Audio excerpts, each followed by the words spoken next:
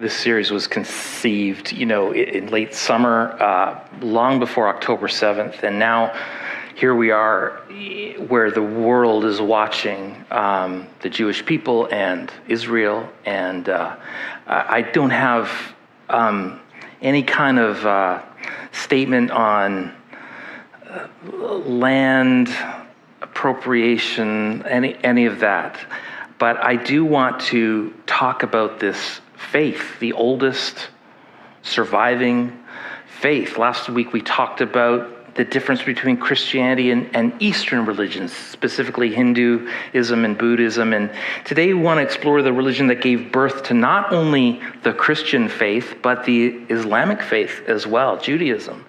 And when I came from Alberta, where there was I don't think any Jewish community that I'm aware of. And here we live in the most diverse area, maybe in the world. And I bet you many of you have friends with Jewish people. There are Jewish communities right on our doorstep. It's the oldest of the world's great monotheistic religions, meaning religions that believe in one God only, as opposed to polytheism, which is the belief in multiple gods. If you have any kind of background in Christianity at all, Judaism is not too much of a stretch. Their Bible is part of our Bible. We share the Old Testament, or what they call the Tanakh. To the Jews, of course, it's not the Old Testament. It is the Testament. It is the covenant.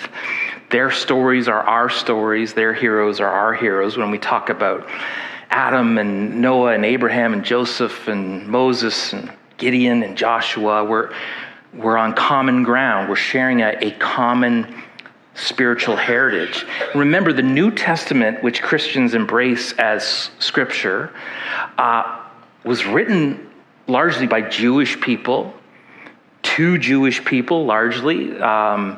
It's thoroughly Jewish in culture and style and perspective. The major figures of the early Christian church movement were all Jewish. Matthew, Mark, John, James, Paul.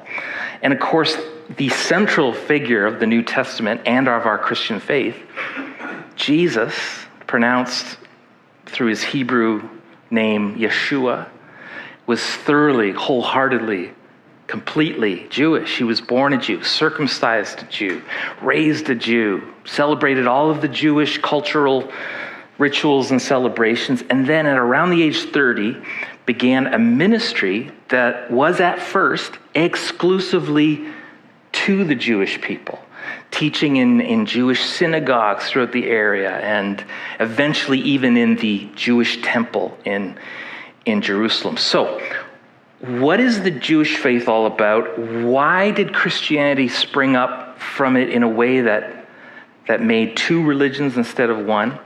Today, much to my surprise, there are actually only approximately 16 million Jews in the world today total.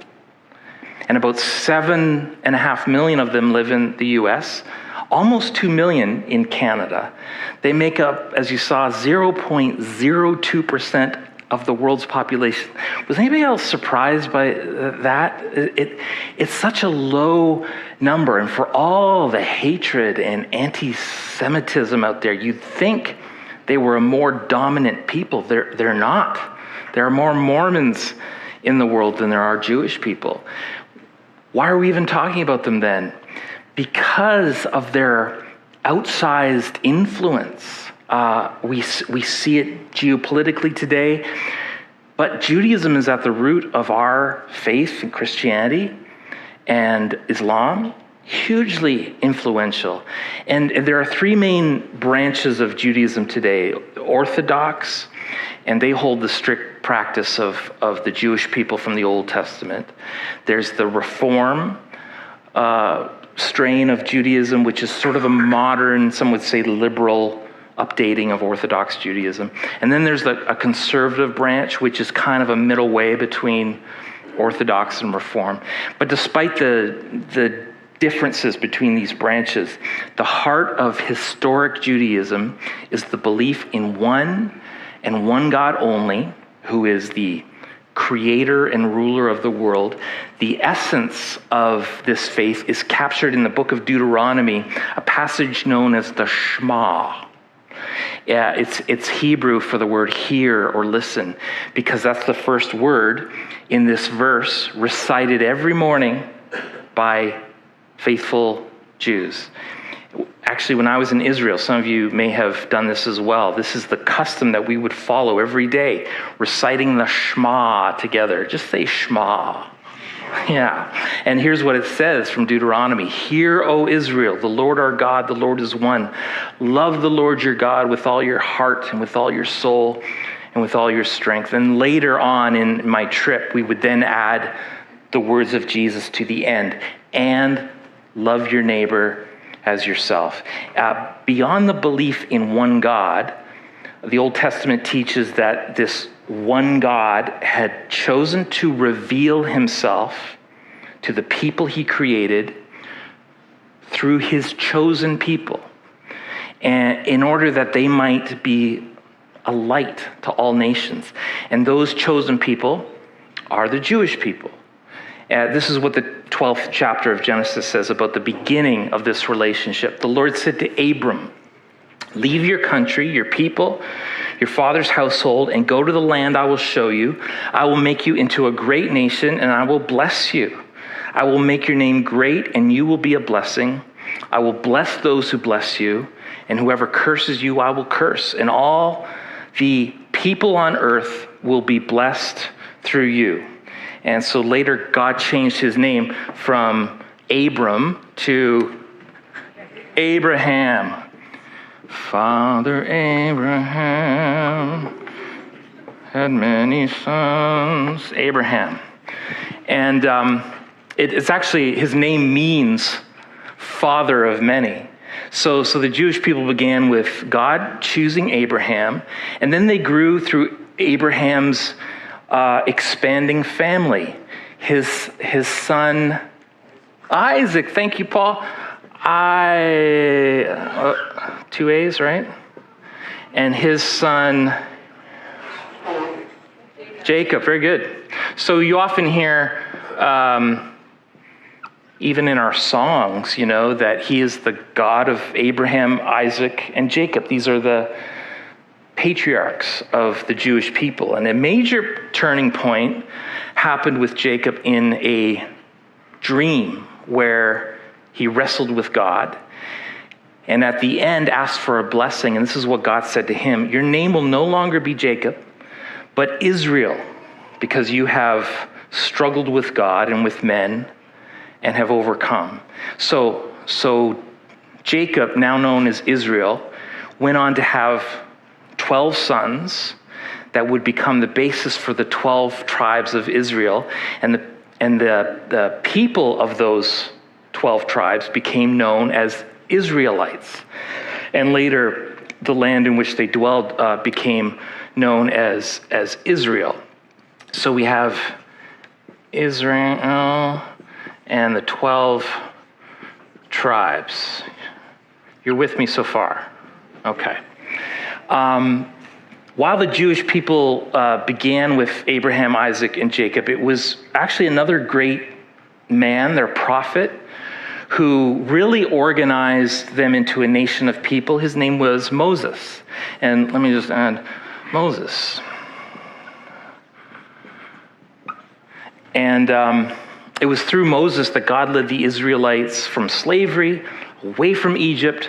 He began to form a nation. And through Moses, God gave the Israelites the law, which is found in the first 5 books of the Old Testament. The Jewish people refer to it as the Torah.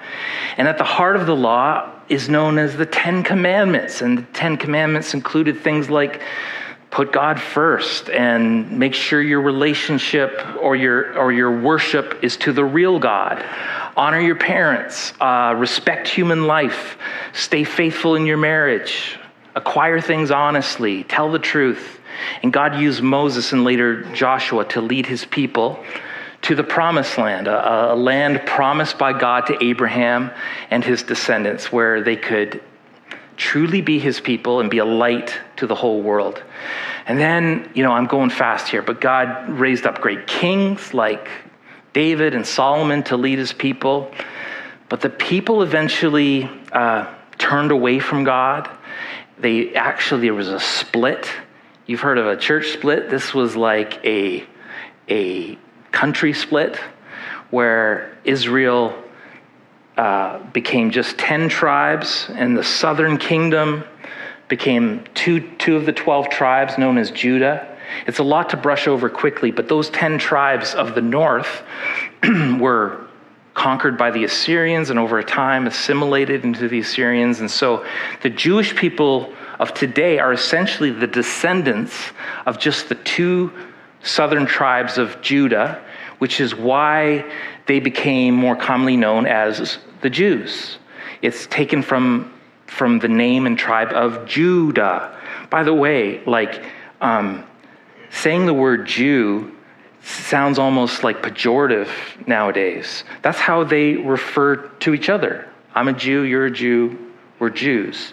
And it comes from that word Judah. Skip ahead to AD 70, and the Jewish people revolted against the Romans. Rome crushed that rebellion. They destroyed the temple. That temple has never been rebuilt. And it changed the Jewish faith, actually, in dramatic ways since then. It forced the decentralization of the Jewish faith. It ended animal sacrifice. It led to the rise of the local synagogue, which is it just means a place for meeting for Jewish life and religious practices. Gone were priests, prophets, kings. Instead, rabbis, which means master or teacher, became the authorities. The writings of the rabbis have been collected in such things as the Talmud. Jewish people then faced, I don't need to tell you, but centuries of persecution and prejudice, which undoubtedly the darkest chapter was between 1939 and 1945, 6 million Jews systematically killed simply because they were Jewish. And the modern era has also witnessed this other historic event related to the Jewish people, the return to their land. 1948, the new state of Israel was declared and became the homeland to Jewish people immigrating from all over the world. 2023 marks the 75th anniversary of that. And here's the thing, they are a people of hope.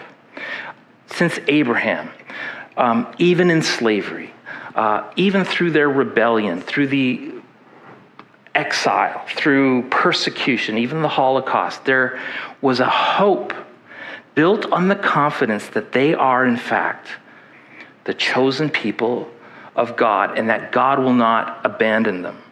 Because at some point, sometime, the belief was that God will deliver them ultimately and finally through the most incredible event in all of history, the coming of a Jewish Messiah. Jewish people have debated who the Messiah will be, what he will be like, whether or not it's even a real person, but they believe that the Messiah is coming. God made that clear through the prophet, through prophet after prophet, actually. So, what happened within Judaism that created this thing called Christianity? Why did the Jewish faith produce the world's largest, most influential religion, one that raced past Judaism in size and influence, in historically speaking, a blink of an eye? Well, the shorthand answer is that around 2,000 years ago, a group of Jews became convinced that what Israel had been waiting for had happened, that the Messiah had come in the person of a Jew named Yeshua, Jesus. Jesus was a first century Jew who made this astounding claim. He claimed to be their long-awaited Messiah. He claimed to be God himself in human form. And he claimed to be one who had come to earth to deliver people from the bondage of their sins. And this was authenticated by witnesses seeing ridiculous amounts of miracles, people raised from the dead, watching his perfect life and teaching. But it's really what Jesus said about himself that was most intriguing. It's found in the 8th chapter of John, one of the 4 historical accounts of the life of Jesus. Jesus was in a dialogue with Jewish religious leaders, and they asked him who he thought he was. It was more like, "Who do you think you are?" And let me read his answer. He says, "I tell you the truth," Jesus said, "if a man keeps my word, he will never see death." At this, the Jews exclaimed, "Now we know you are demon-possessed. Abraham died, and so did the prophets, yet you say that if a man keeps your word, he will never taste death. Are you greater than our father Abraham? He died, and so did the prophets. Who do you think you are? Your father Abraham rejoiced at the thought of seeing my day. He saw it and was glad," Jesus said. "You are not yet 50 years old," the Jews said to him, "and you have seen Abraham?" "I tell you the truth," Jesus answered. "Before Abraham was born, I am." And at this, they picked up stones to stone him. Why are they so triggered by this? They're ready to kill Jesus on the spot. It's extremely important that we just unpack this for a minute. It's because he referred to himself as I am. I should be a doctor. My handwriting is so awesome.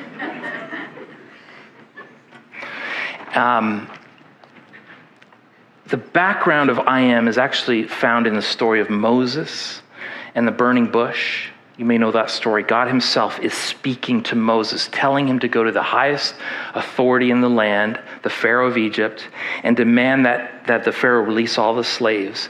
And so Moses asked God to give him his name, the very name of God, so that he could say to the people exactly who sent him. And here's the answer God gave to Moses. God said to Moses, "I am who I am. This is what you are to say. I am has sent me to you." That phrase, "I am," is considered to be the most holy word in existence because it is the very name of God. It was considered so holy that the Jews wouldn't even say it or write it out completely. They just penned the 4 consonants that looked like this. And scholars thought for the longest time that was pronounced Jehovah. And actually a more faithful translation is Yahweh when we put in the missing vowels. And so you've probably heard this. This is the name of God himself, Yahweh. And so back to Jesus, he says, "I tell you the truth. Before Abraham was born, I am." And Jesus claimed the very name, the very sacred, unspeakable name of the living God himself. And the people listening completely understood where he was coming from. And they picked up stones. They were ready to kill him on the spot. This was nothing less than blasphemy. Here was this mere man claiming to be God himself. But Jesus made this claim repeatedly throughout his life. One time he just put it as bluntly as possible so as to leave no ambiguity. And he said, "Anyone who has seen me has seen the Father." So, why didn't the Jews believe in Jesus? First, a lot did. The Christian movement exploded in growth by 100 AD. There, we believe, about 7,500 followers of Christ. 300 AD, there's over 30 million who call themselves followers of Christ. Today, it is the world's largest faith. It's a good reminder sometimes in Canada when we feel like, are we losing, ground here spiritually? God is at work in the world. So to say the Jewish people rejected Jesus isn't totally historically accurate. The early church was comprised mostly of Jewish followers of Jesus. What's accurate to say, though, is that the Jewish leaders of that time rejected Jesus. See, they didn't want anything or anyone stirring up the things they had going with Rome, because they had positions of power and influence under the Roman regime. They had it good. A Messiah was not good for them at that time, particularly a Messiah like Jesus. But why didn't more rank and file Jews believe Jesus was the Messiah they hoped for? I think the answer is actually pretty simple. They couldn't believe that this was God's idea of a Messiah. Jesus didn't fit their preconceived notions of what they wanted the Messiah to look like. Many had in mind, I think, a military leader who would use power to overthrow Rome and place Israel as supreme authority over the land.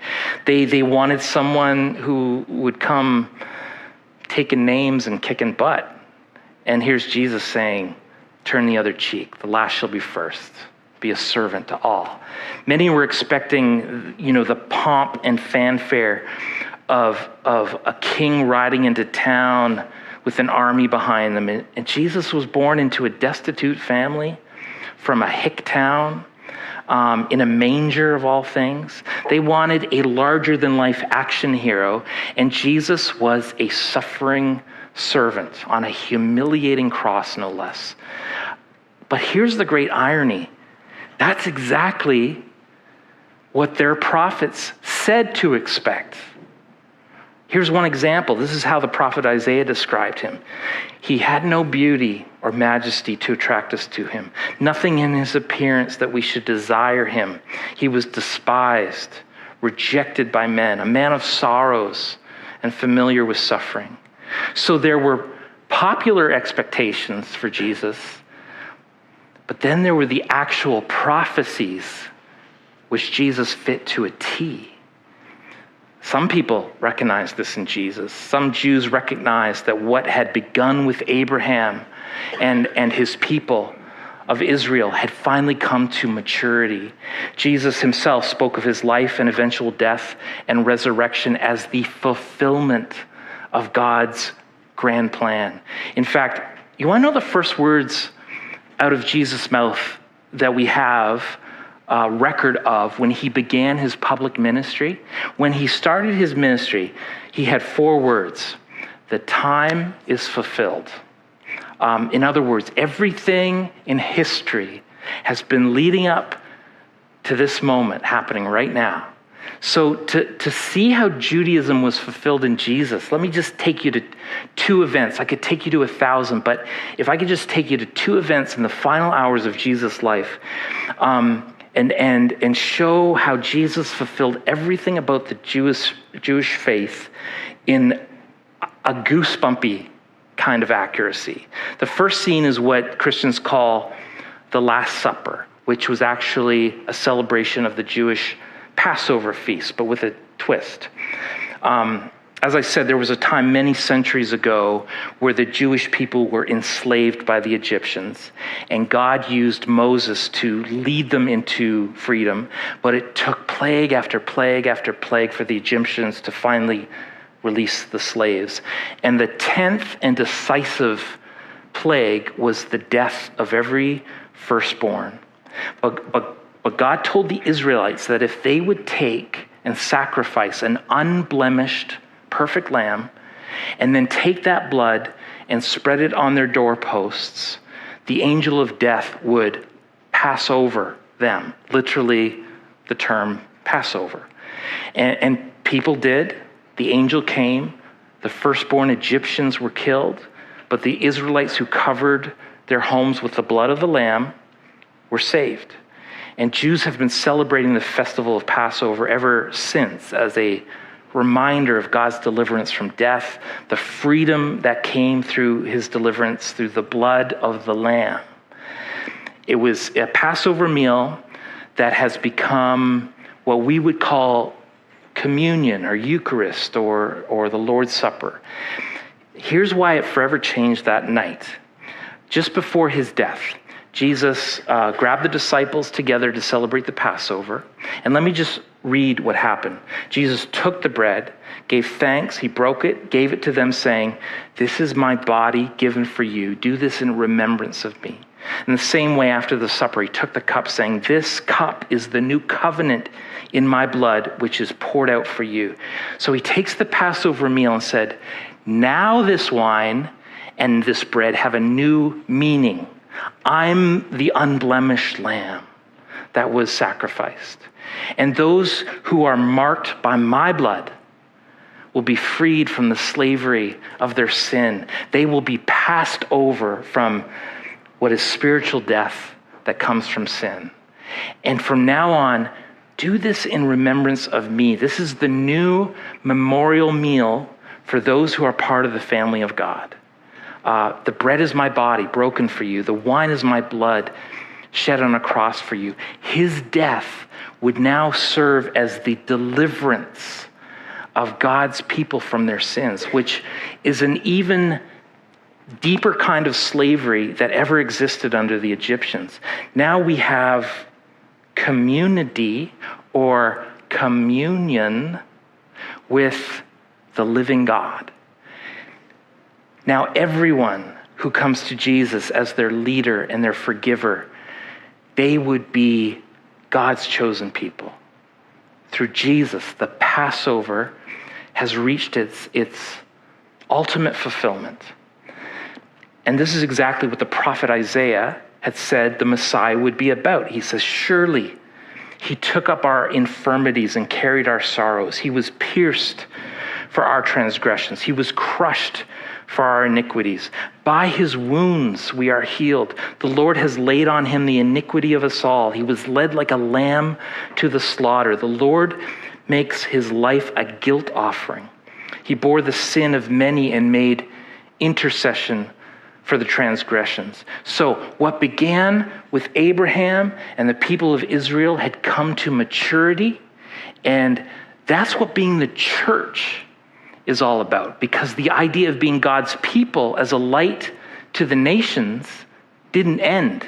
In Matthew 16, Jesus says, I will build my church.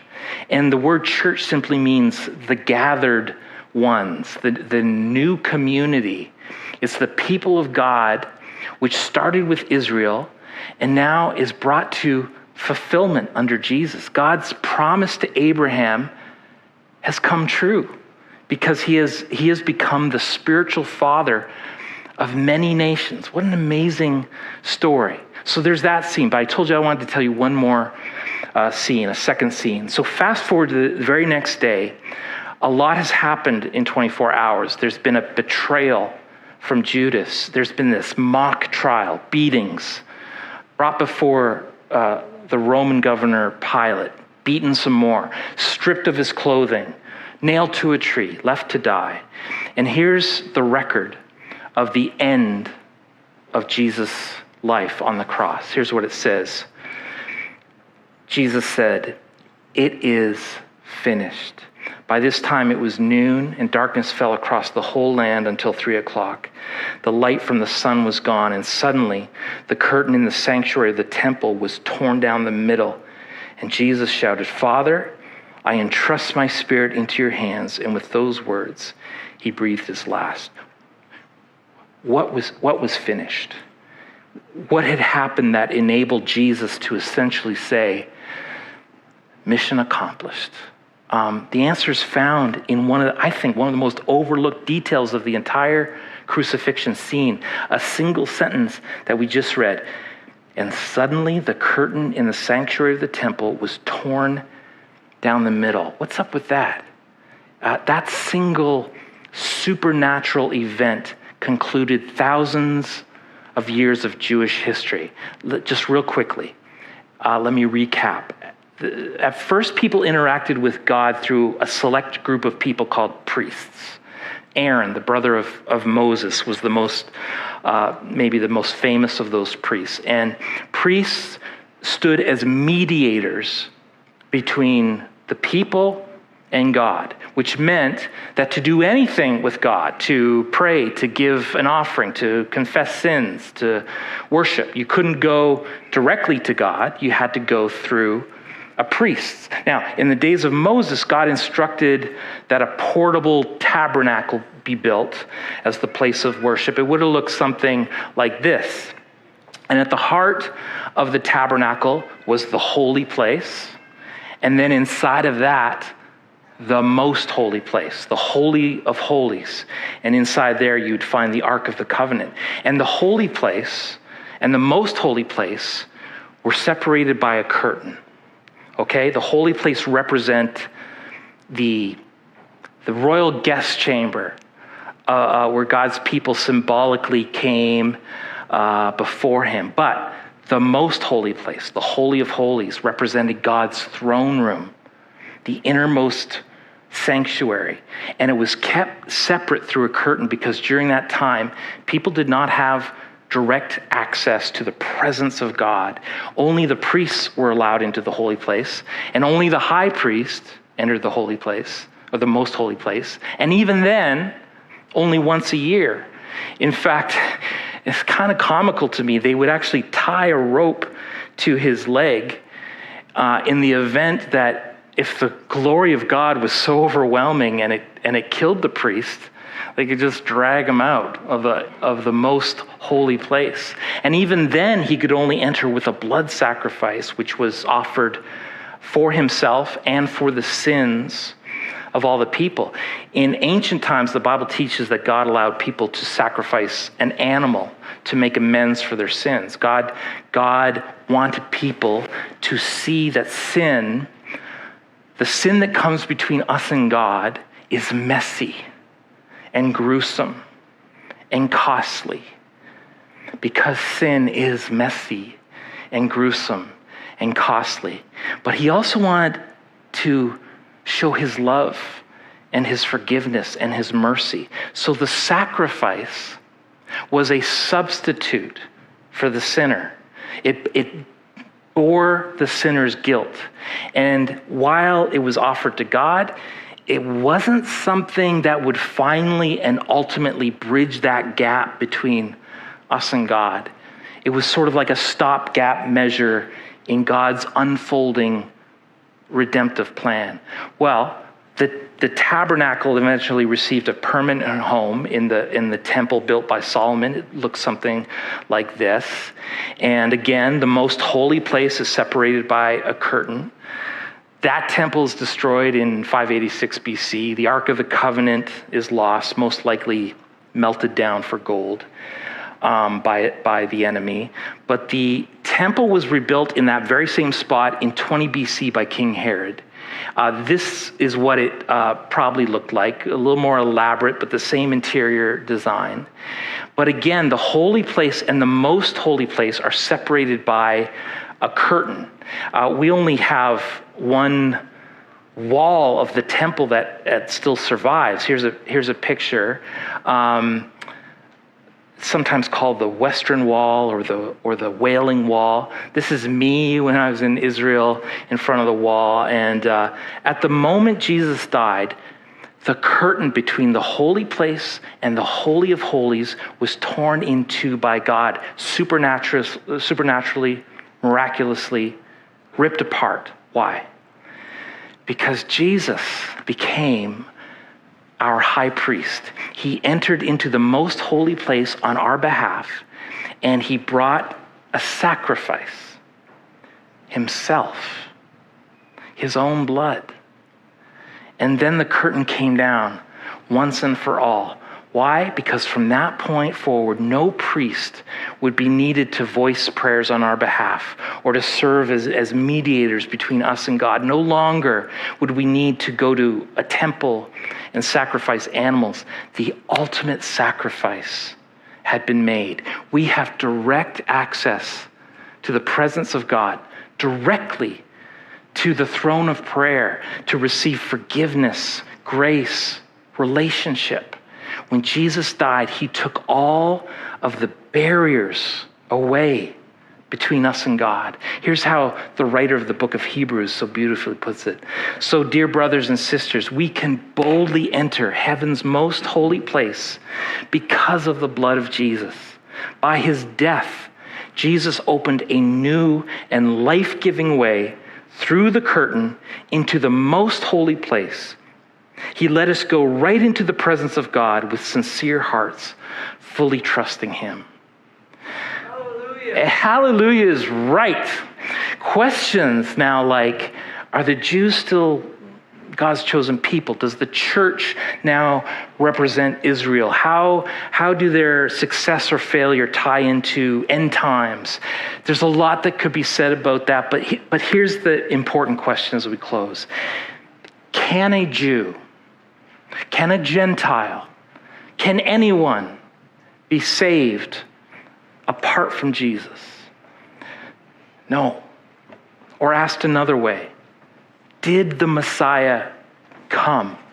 Was that Messiah Jesus?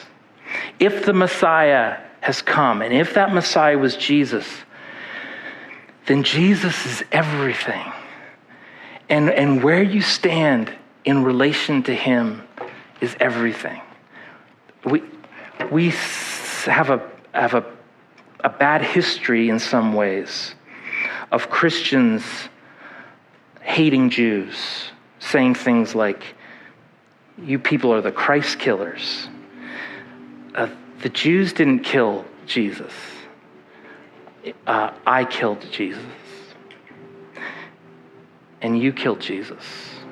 It was my sin. It was your sin. It was my parents' sin. It's my kids' sin. It was the Jews, the Romans, the Gentiles, everybody who sent Jesus to that cross, not with a gun to his head, but of his own volition, because of love. He said, nobody forces me to do this. I choose to go and be a sacrifice for all time and eternity, for sins past, present, future. The ultimate sacrifice.